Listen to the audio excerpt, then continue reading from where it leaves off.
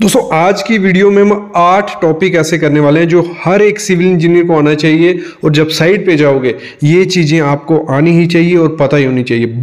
तो पहला क्वेश्चन है stub column, floating column, pickup column, ये क्या होता है। दूसरा, ब्रिक मेसनरी जो ईंट का वर्क है प्लिंथ बीम के होने के बाद कितने दिन बाद कर देते हैं। फाउंडेशन का क्या काम होता है और जो हाकिंग की जाती है, टाचा मारा जाता है, उसका परफेक्ट पीरियड कौन सा होता है।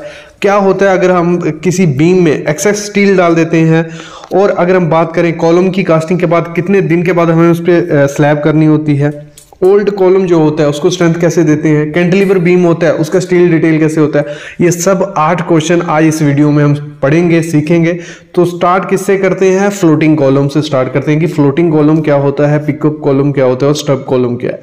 अगर मैं बात करूं, ये तीनों चीजें एक ही है। फ्लोटिंग कॉलम नाम से ही पता चल रहा है कि फ्लोट कर रहा होगा कॉलम। पिकअप और स्टब कॉलम तो होता क्या है, नीचे से जो हमारे कॉलम निकलते हैं फुटिंग से फिर ऊपर जाते हैं, वो हमारे नॉर्मल कॉलम हो गए, उनका कोई दिक्कत नहीं है। लेकिन फ्लोटिंग कॉलम क्या होते हैं, हमारा जैसे ही फर्स्ट फ्लोर या सेकंड फ्लोर होता है तो हमें कॉलम की ज़रूरत पड़ती है किसी भी पर्पस के लिए। अगर हम बात करें एलिवेशन देने के लिए, थोड़ा एक्स्ट्रा लोड उठाने के लिए, तो हम एक कॉलम प्रोवाइड करते हैं बीम के बीच में से ही, जहाँ स्लैब के ऊपर से कर देते हैं या बीम के ऊपर से ही। मतलब डायरेक्ट वो फुटिंग से टच नहीं होता कॉलम, वो किसी बीम से या स्लैब में से निकलता है। उसे हम स्टब कॉलम, पिकअप और फ्लोटिंग कॉलम बोलते हैं। इसको प्रोवाइड कर देते हैं, लोड डिस्ट्रीब्यूट हो जाता है बीम क्या करता है, जो मेन कॉलम होते हैं उनके ऊपर कर सकते हैं। हम इसको एक सेकेंडरी कॉलम भी बोल सकते हैं। और इसका फेलियर के चांसेस रीजन कब रहता है, जब अर्थक्वेक वगैरह आता है, जहाँ मूवमेंट्स लगते हैं साइड से, तो तब थोड़ा प्रेशर पड़ता है बीम पे या स्लैब पे, तो तब फेलियर के चांसेस रह सकते हैं। लेकिन मोस्टली इसको इस हिसाब से डिजाइन किया जाता है कि ये हम किसी एग्जिस्टिंग स्लैब या बीम में से निकालते हैं। क्लियर, इतना क्लियर हो गया फ्लोटिंग, बीम और स्टब। ये गैमन इंडिया में इंटरव्यू क्वेश्चन पूछा गया था, 2 साल का एक्सपीरियंस था स्टूडेंट का। नेक्स्ट जो क्वेश्चन है ये भी एक्सपीरियंस वाला ही है कि ब्रिक मेसनरी आप प्लिंथ बीम पे कितने दिन बाद कर सकते हो। जैसे आज आपका प्लिंथ बीम की कास्टिंग हुई, इसका कंक्रीट हो गया, ठीक है, उसके बाद कब आप उस पर ब्रिक मेसनरी करनी चाहिए। ऐसे तो लोग क्या पता आज 8 घंटे पहले कास्टिंग की, कंक्रीट किया और उसके बाद कर लेते, लेकिन इसका बेस्ट तरीका ये है कि आपको रुकना है थोड़ा देर। मतलब आपको क्या करना है, क्यूरिंग करनी है उसकी 7 से 10 दिन तो उसकी तराई होती है। जैसे 10 दिन उसके कंप्लीट हो गए तराई के, उसके बाद आपको 1 दिन रुक के उसके बाद अगर आप ब्रिक वर्क करते हो तो वो थोड़ा सेफ रहता है। अगर आप डायरेक्ट शुरू कर देते हो दूसरे दिन ही, तो उसमें जो माइनर क्रैक्स हैं ना, उसकी प्रॉपर क्यूरिंग हो रही है, तो वो स्ट्रेंथ नहीं पकड़ेगा प्लिंथ बीम आपका। भले आपका कॉन्ट्रैक्टर बोलता है, जहाँ आपका बिल्डर बोलता है, आप साइड वाइज दूसरे वर्क कर सकते हो, लेकिन मेरे ख्याल में टेक्निकली देखा जाए तो आप डायरेक्ट अगर दूसरे दिन या तीसरे दिन उस पर कर देते हो तो वो खराब चीज़ है। अगला है why building need foundation. Foundation क्यों ज़रूरी होती है किसी बिल्डिंग के लिए। फाउंडेशन हो गई या हम बात करें फुटिंग हो गई। देखो, अगर हम फुटिंग या फाउंडेशन नहीं देंगे तो काफ़ी चीज़ें हैं, फेलियर्स आ जाएंगे, मतलब अर्थक्वेक आएगा। क्योंकि देखो किसी भी चीज़ को अगर हम ऐसे डायरेक्ट एक पेन लेते हैं, उसको खड़ा कर देते हैं हवा में, ठीक है, एक प्लेन सरफेस है, उसको खड़ा कर दिया, उसको प्रेशर हवा लगाएंगे, हवा मारेंगे तो वो गिर जाएगा। लेकिन अगर वही पेन थोड़ा अगर मतलब कोई आधा इंच नीचे गाड़ा गया किसी में और फिर हवा मारेंगे, वो रुका रहेगा। सिंपल भाषा में इसको समझो कि जो फुटिंग है हमारा, वो एक तो लोड डिस्ट्रीब्यूट भी कर रही है, एक हमारे घर को या बिल्डिंग को पकड़ के भी रख रही है, दूसरा जो काफ़ी चीज़ें होती हैं, क्रैक्स मतलब सेटलमेंट, उसको भी काउंटर करती हैं जो हमारी फुटिंग फाउंडेशंस होती हैं। क्लियर, ऐसे तो काफ़ी चीज़ें होती हैं, बेसिक में आपको ऊपर से बता रहा हूँ चीज़ों का। नेक्स्ट क्वेश्चन है जो हाकिंग की जाती है, जिन लोगों को हाकिंग पता नहीं है, क्या किया जाता है, जो हमारे आरसीसी मेंबर होते हैं उनको रफ किया जाता है। बीम हो गया, कॉलम हो गया, जहाँ भी प्लास्टर आना होता है उधर, जहाँ कुछ भी उसको सिर्फ स्मूथ सरफेस पे अगर हम प्लास्टर करेंगे वो निकल आएगा, तो उस पर हम थोड़े निशान डालते हैं या उस पर हम टाचा करते हैं, हाकिंग करते हैं, वो होता है प्रोसेस हाकिंग का। तो हाकिंग हमें कब करना चाहिए, उसका सही टाइम क्या है हाकिंग करने का। तो अगर मैं बात करूँ देखो विंटर में क्या होता है, जो अगर आपकी शटरिंग खुल रही है, डी शटरिंग हो रही है कॉलम की 24 घंटे बाद, तो मेरे ख्याल में 24 घंटे के बाद आपको उसको हाकिंग नहीं करना है। अप्रॉक्स 2 से 3 दिन रुकिए, उसके बाद हाकिंग करिए, क्योंकि अगर आप तुरंत कॉलम खुलने के बाद हाकिंग करने जाते हैं तो माइनर क्रैक्स स्टार्ट हो जाते हैं, वो काफ़ी फेलियर तक जा सकते हैं। तो 2-3 दिन रुकिए। समर में आपको क्या करना है, आप दूसरे या तीसरे दिन उसको कर सकते हो। मोस्टली मैंने देखा साइड पे गलती करते हैं, जैसे अभी कॉलम खुला, उसकी क्यूरिंग तक नहीं की, तभी हाकिंग स्टार्ट कर देते हैं, वो गलत है। और बीम का अगर हम बात करें, बीम का आपका स्पान पे डिपेंड है और कब उसकी डी शटरिंग हो रही है, 14 दिन बाद होती है, 21 दिन बाद। जैसे डी शटरिंग होती है उसके 1 दिन बाद आप हाकिंग कर सकते हो। अगर ज़्यादा डिले भी किया हाकिंग करने में तब भी दिक्कत आती है, प्रॉपर से हाकिंग नहीं होता है, आपके कॉर्नर्स टूट सकते हैं, टाइम लग सकता है, लेबर लग सकती है, तो ये दिक्कत आती है। अगला क्वेश्चन था कि एक्सेस स्टील, अगर अभी किसी बीम में या कॉलम में किसी में भी एक्सेस स्टील हो जाए, ज़्यादा स्टील डाल दिया, मोस्टली मैंने देखा है कुछ कॉन्ट्रैक्टर का माइंडसेट इस तरह से होता है कि ज़्यादा स्टील डाल देंगे कुछ नहीं होगा। स्लैब में मैंने देखा हमें एक्सेस स्टील डाला जाता है, फिर बीम में, कॉलम में, तो ये खराब चीज़ है। आपको कभी भी एक्सेस स्टील नहीं डालना है, जितना उसमें रिक्वायरमेंट होती है। ये वीडियो में लेके आऊँगा कि हर एक कॉलम, बीम, स्लैब का एक थंब रूल भी है और IS कोड ने भी कहा है कि इतना परसेंटेज उसमें स्टील होना चाहिए, इससे ज्यादा उसमें नहीं होना चाहिए।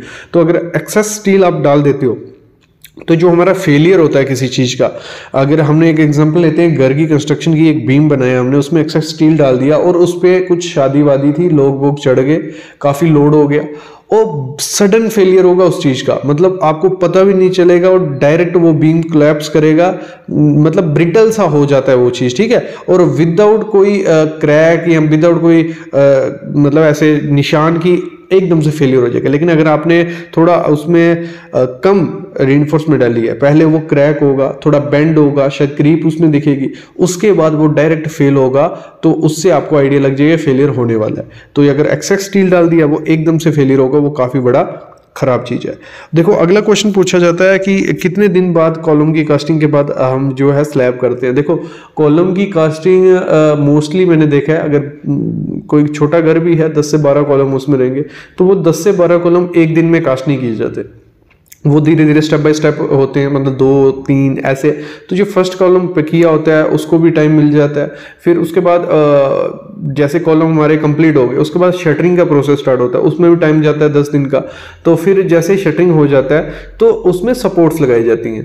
तो जो शटरिंग, जो लोड होगा स्लैब का, वो शटरिंग पे मोस्टली ज़्यादा रहता है, कॉलम पे नहीं। और जब शटरिंग खुलेगी तो मेरे ख्याल में 30 से 40 दिन हो गए होते हैं लोड आने पे स्लैब पे। तो डायरेक्ट होता क्या है, मतलब डायरेक्ट आप ये नहीं है कि कॉलम करके थोड़े दिन में उसमें स्लैब करके लोड डाल दो। ऐसे भी नॉर्मल कंडीशन में भी 30 से 40 दिन लग जाते हैं स्लैब पे लोड आने में। तो वो परफेक्ट टाइम है जिस प्रोसीजर से चल रहा है। इसका कोई ये नहीं है वैलिड कि आपको रुकने हैं 15 दिन या ये, जैसे जैसे प्रोसेस चलता जाएगा वो आप कर सकते हो। अगला क्वेश्चन है, जो ओल्ड कॉलम रहते हैं, पुराने कॉलम, जैसे मैंने कहा कम सरिया प्रोवाइड किया, तो उसको थोड़े टाइम बाद स्ट्रेंथ की जरूरत पड़ेगी, 20, 25 या 30 साल बाद। तो हम एक घर को या एक पुराने कॉलम बीम को कैसे स्ट्रेंथ दे सकते हैं, तो उसके काफ़ी प्रोसेस होते हैं, उसको हम बोलते हैं जैकेटिंग प्रोसेस, ठीक है। जैकेटिंग होती है, कोई भी हमारा स्ट्रक्चर है जो क्रैक्स दिखा रहा है या फेलियर होने के कगार पे है, तो उसको हम जैकेटिंग प्रोवाइड करते हैं। वो रीइंफोर्समेंट की रहती है, स्टील की भी रहती है, FRP भी होती है। मतलब रीइंफोर्समेंट की क्या होता है, सरिया वरिया उसका बाहर से सरिया बांधा जाता है ड्रिल ग्राउंड करके, फिर उसकी कास्टिंग की जाती है, शॉर्टक्रीट या कंक्रीटिंग कर दी जाती है।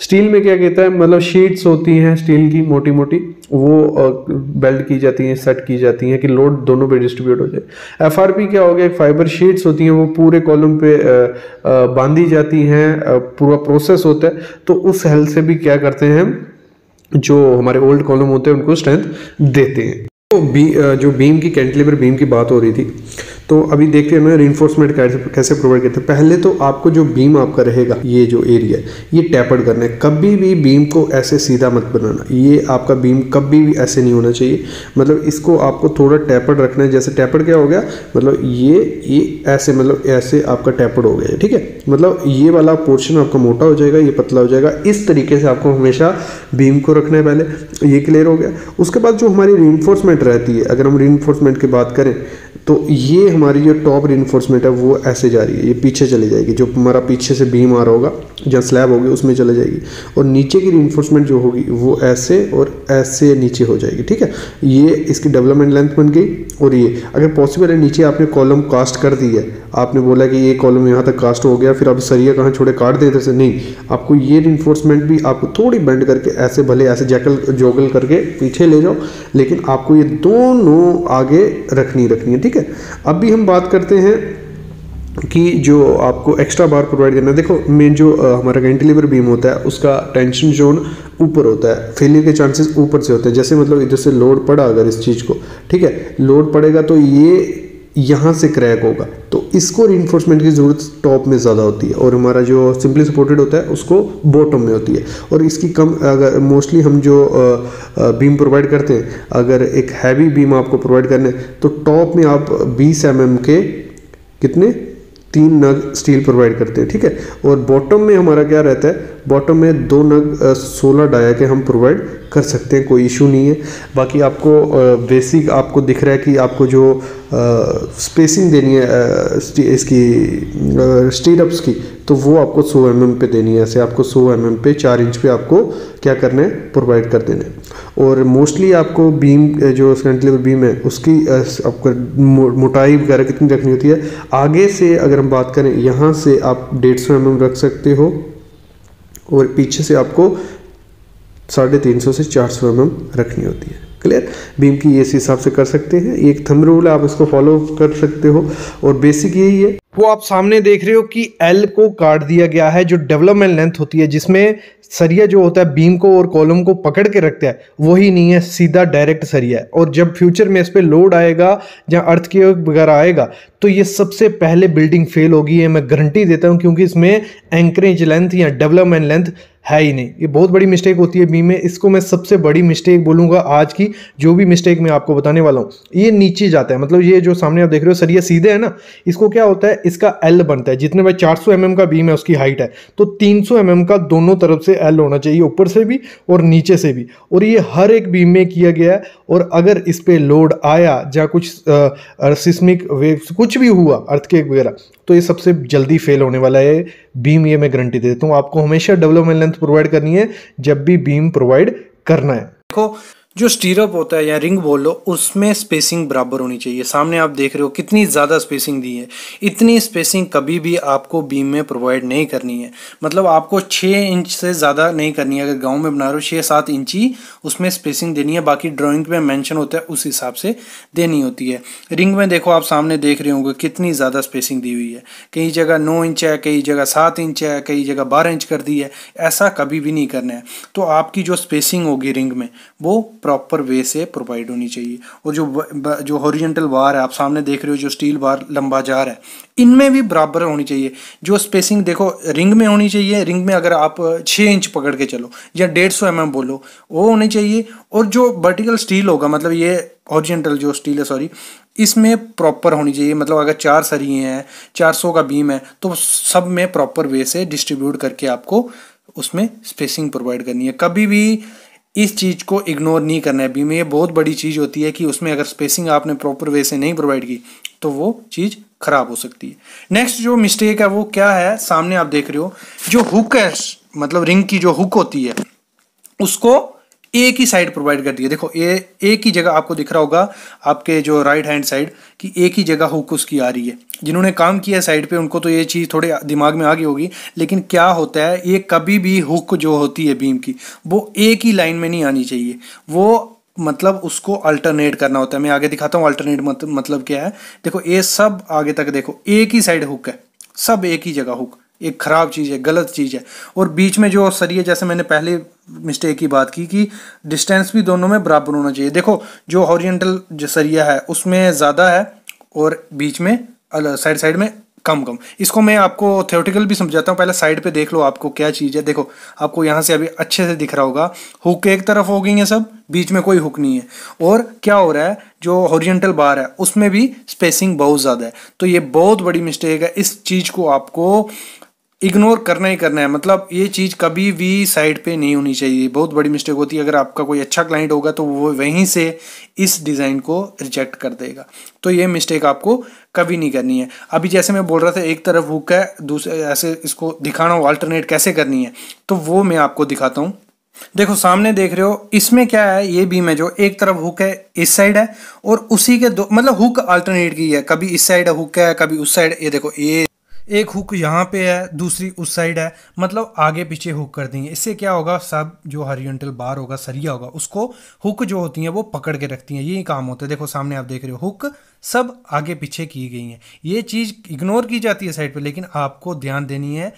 अच्छे इंजीनियर का यही काम है, ये जो मिस्टेक मैं बता रहा हूँ आपको, ये साइड पे आपको चेक करके अच्छे से प्रोवाइड करनी है। ये देखो सब जगह हुक आगे पीछे हो गई है, और जैसे हमने पिछले बीम में देखा क्या था, एक ही लाइन पे वो सब हुक प्रोवाइड किए थे। अभी मैं इसको थ्योरेटिकल समझाता हूँ, आपको समझ आएगा अच्छे से। देखो जो पहली मिस्टेक मैंने बताई थी वो बताई थी स्पेसिंग, मतलब ये जो स्पेसिंग होती है, मतलब ये रिंग है हमारा और ये बीम को मैंने दिखाने का कोशिश किया है।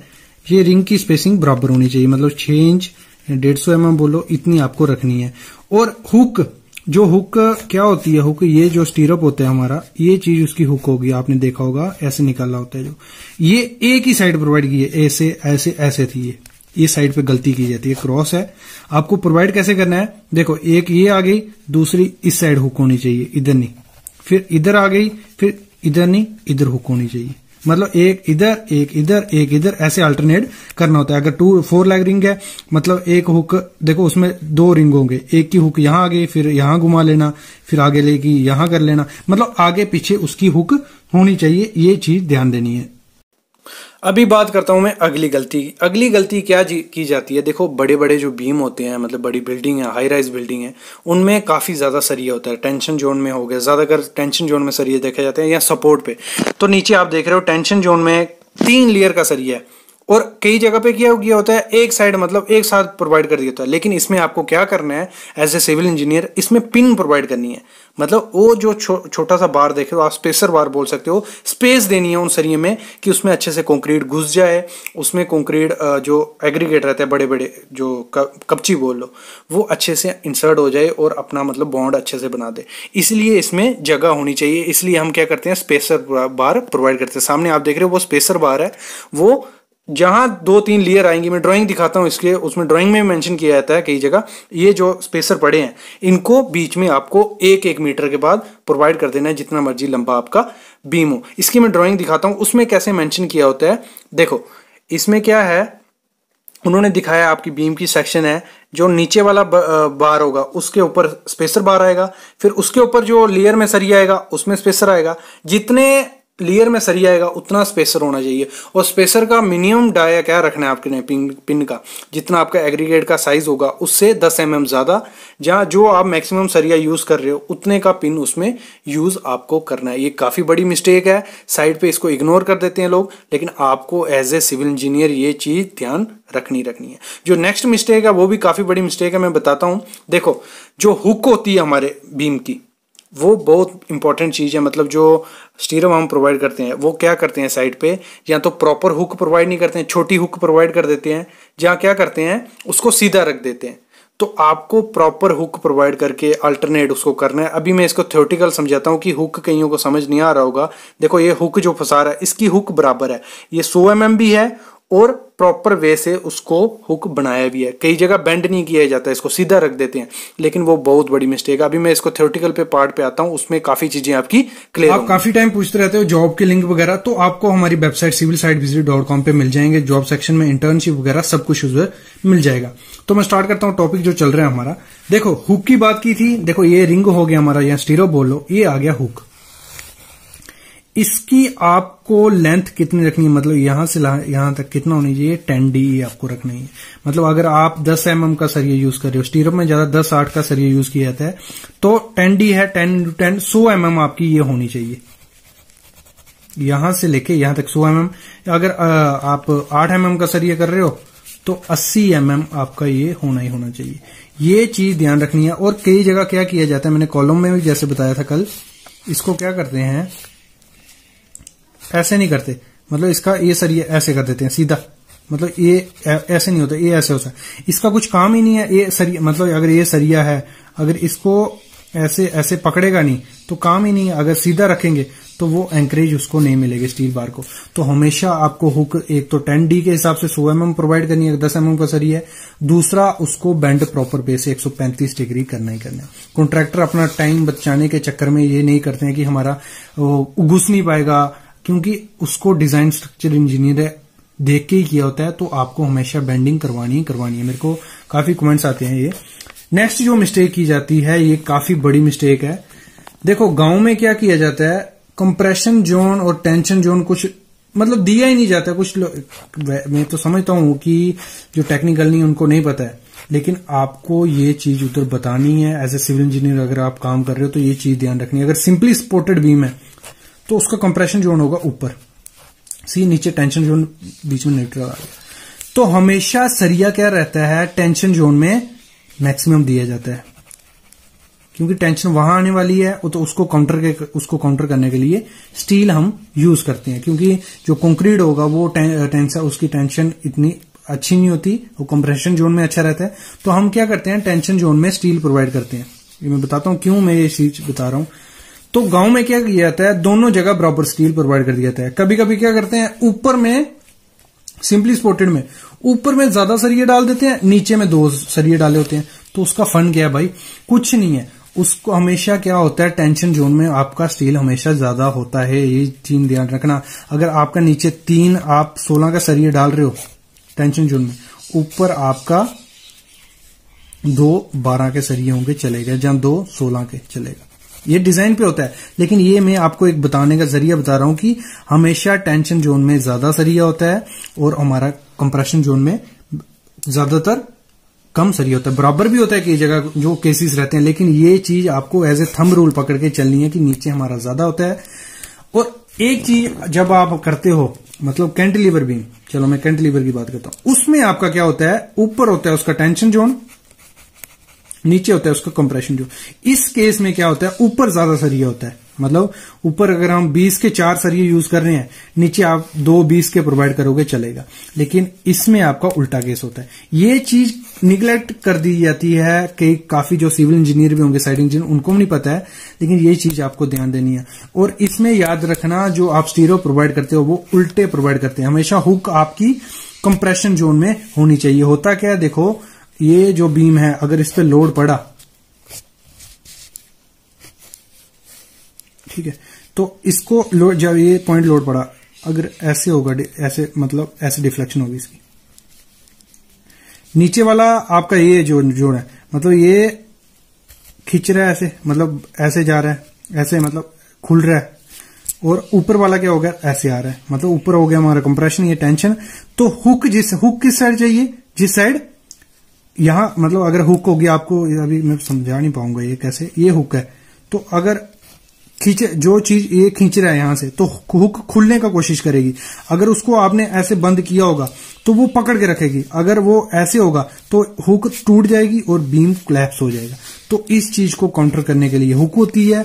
और मैक्सिमम आपने देखा होगा यहां सरिया प्रोवाइड किया जाता है, टॉप एक्स्ट्रा यहां, तो हमेशा शेयर फोर्स को काउंटर करने के लिए टॉप एक्स्ट्रा सपोर्ट पे प्रोवाइड किया जाता है। और बट एक्स्ट्रा कहां बीम में प्रोवाइड करना होता है, एक तो ऊपर सपोर्ट में और बॉटम में, इधर इस जगह पे सेंटर में।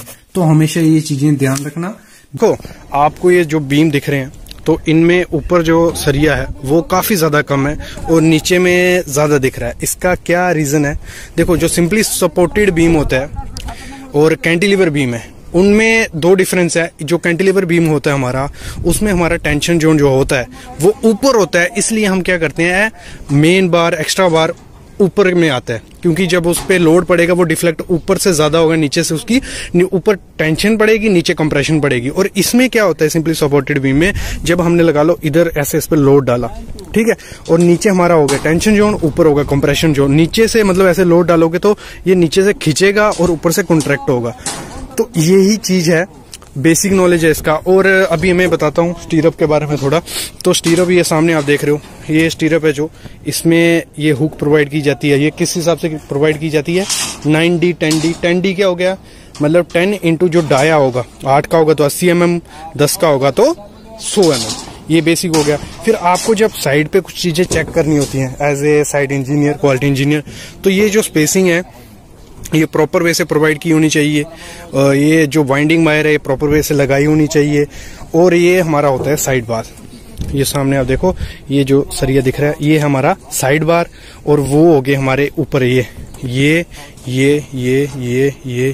मेन बार, और ये हो गया हमारा टॉप एक्स्ट्रा, और नीचे हमारा हो गया ये मेन बार सबसे नीचे रहेगा हमारा बॉटम का, और उसके ऊपर लेयर में आ गया जो वो हो गया हमारा बॉटम एक्स्ट्रा। ये हमारी पिन होती है। ये पिन किस लिए प्रोवाइड करते हैं, जो सामने आप प्रोवाइड कर रहे हैं, ये होती है कि दोनों जो सरिया, ऊपर का सरिया, इन दोनों में डिफरेंस रहे, जब कंक्रीटिंग हो एग्रीगेट प्रॉपर से बीच में जाए और एक अच्छी बॉन्ड बनाए। फिर हम बात करते हैं, ये जो आप सामने देख रहे हो ये क्या है, ये हमारा कवर ब्लॉक। ये किस लिए यूज किया जाता है कि जो रेनफोर्समेंट है उसमें प्रॉपर कवर मिले, मतलब नीचे इतना सा कंक्रीट आ जाए कि बाद में इसमें सरिये में कोई पानी वानी नहीं लगे कोई, क्योंकि अगर पानी लगेगा तो क्रोजन के चांसेस काफी ज्यादा होते हैं। अभी आगे बढ़ते हैं। ये जो सामने आप देख रहे हो स्लीव है, ये किस लिए यूज की जाती है, ये यूज की जाती है जो फ्यूचर पर्पस के लिए, मतलब इस साइड में कोई भी जहाँ फायर की लाइन, HVAC की लाइन आएगी या कुछ भी, तो उसके लिए डक्ट रखा जाता है कि बाद में कोर कटर नहीं करना पड़े। कोर कटर काफी ज्यादा रिस्की है, उसमें मेन बार कटने के चांसेस काफी ज्यादा होते हैं, इसलिए हम पहले ये क्या करते हैं, बीम में स्लीव्स प्रोवाइड कर देते हैं कि बाद में कोई दिक्कत ऐसी ना आए। अभी और मैं आपको दिखा देता हूँ बेसिक चीजें। ये हमारा स्टीरअप आ गया,